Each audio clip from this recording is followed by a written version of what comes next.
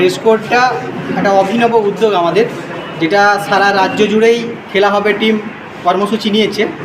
আমরা জঙ্গলমহলে প্রথম এই কর্মসূচি সূচনা করলাম, এবং যাতে আমার সোশ্যাল মিডিয়ার টিমরা উৎসাহিত হয়, যাতে সবাই ওই একই ড্রেস কোডের আন্ডারে এসে সরকারের যে উন্নয়নমূলক প্রকল্পগুলোকে সামনে নিয়ে এগিয়ে চলব, এবং বিজেপির যে কুৎসা তার বিরুদ্ধে আমরা সবাই একত্রিত হয়ে ঝাঁপিয়ে পড়ব ওই কুৎসাকে ভেঙে দেওয়ার জন্য।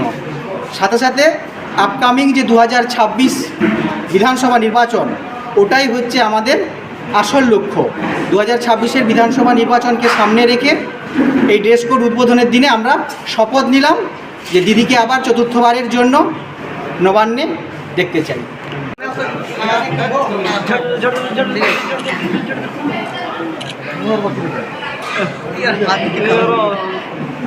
আমরা মাননীয় মমতা বন্দ্যোপাধ্যায়ের সৈনিক। আগামী দিনে এই খেলা হবে টিম আরও উঁচু জায়গায় পৌঁছাবে।